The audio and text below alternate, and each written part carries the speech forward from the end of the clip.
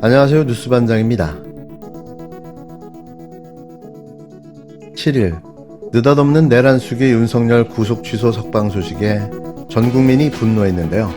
이게 어떻게 가능한지, 대체 대한민국의 헌법은 존재하는지 의문이 듭니다. 이제는 사법부까지 미친 걸까요?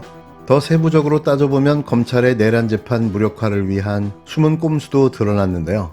민주주의 최후의 보루라는 헌법마저 무시하는 판결을 내린 거죠. 계속해 말씀드리지만 이건 있을 수 없는 초유의 사태인데요. 구속적 부심을 신청한 사례도 없지만 이걸 또 무효라고 인정한 사례도 최초인 겁니다.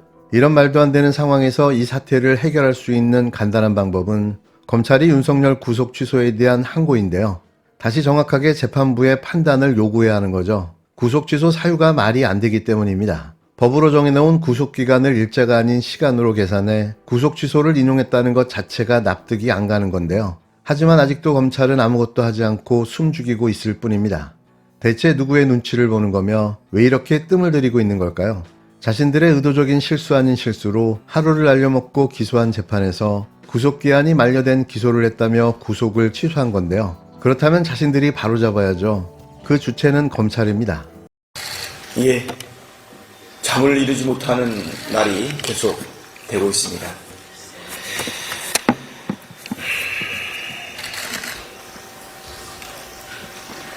네.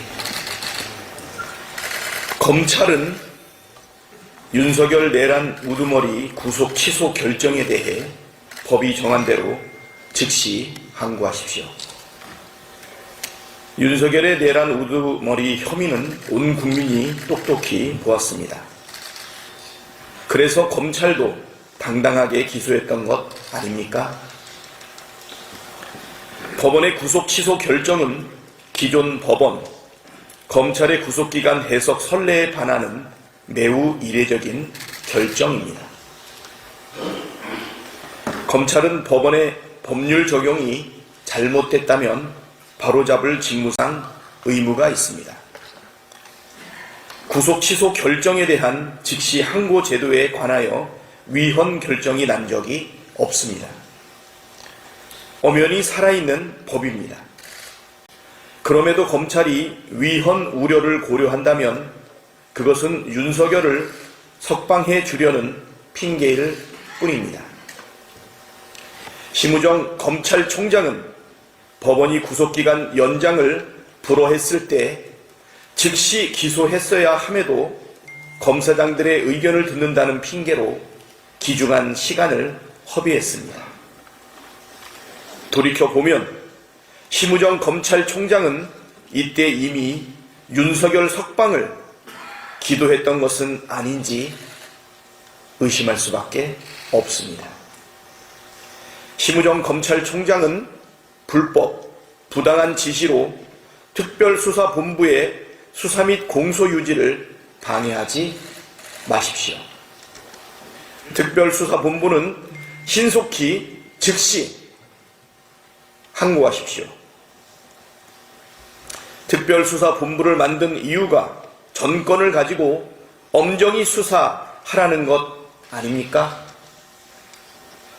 법원의 이례적인 결정이 과연 적법한 결정인지 상급심에 물어봐야 할 것 아닙니까? 만약 검찰이 윤석열 내란 우두머리를 석방한다면 이는 국민을 배신하고 내란 우두머리에 충성하는 행위입니다.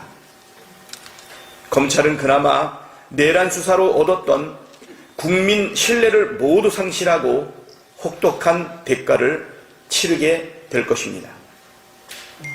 민주당은 심우정 검찰총장에게 즉각 엄중한 책임을 물을 것입니다. 검찰은 신속히 즉시 항고할 것을 엄중히 경고합니다. 이상입니다.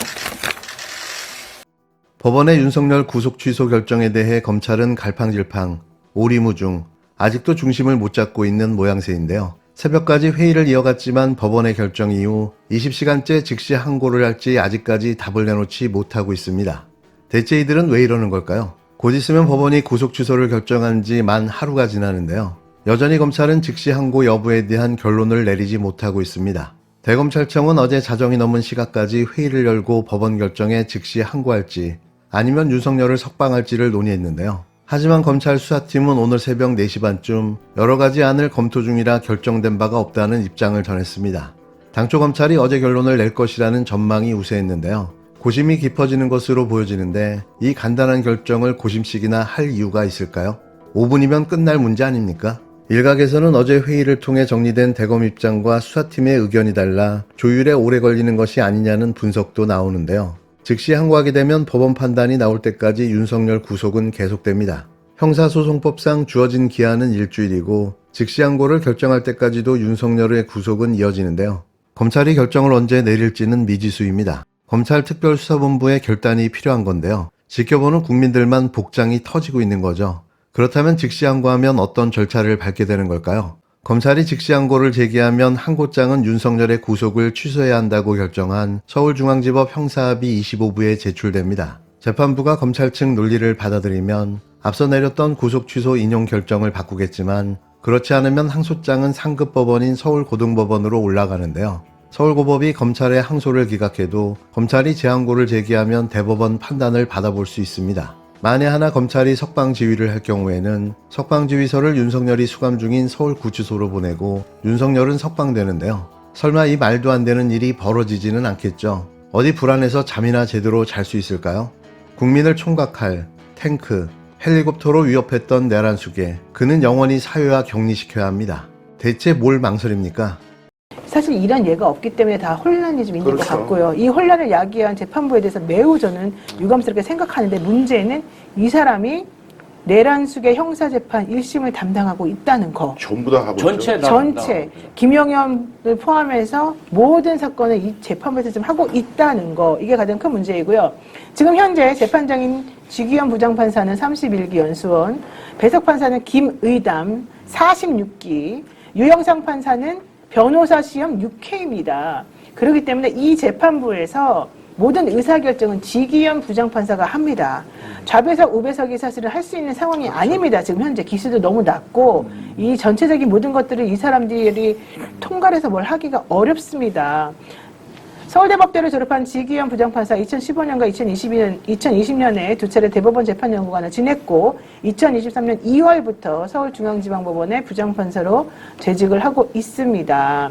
이 부장판사는 원래 지난해까지 형사재판부에서 2년을 근무했기 때문에 원래는 교체 가능성이 고려가 됐는데 삼성 이재용 재판에 대해서도 무죄를 선고하기도 하고 여러 가지 굵직굵직한 사건들을 많이 했기 때문에 사실은 이 정권에서 자기네들의 입맛에 맞는 그런 부장판사라고 하는 얘기도 있었습니다. 그렇지만 검찰 어쨌든 법원에 결정한 것에 대해서 즉시 항고를 제기하게 되면 항고장은 바로 이 재판부 형사합의 25부로 제출이 되고요. 재판부가 검찰의 항고를 받아들일 필요가 없다고 판단하면 서울고법으로 항고장을 송부하게 되고 현재 서울고법에서 항고 사건을 담당하는 재판부는 형사 20부이고요. 수석부장판사인 홍동기 판사가 이 재판의 수장이 됩니다. 서울고법이 검찰의 항고를 기각하면 검찰은 재항고를 제기해서 대법원의 판단도 받아볼 수 있습니다. 정말 너무 입이 아플 정도로 힘듭니다.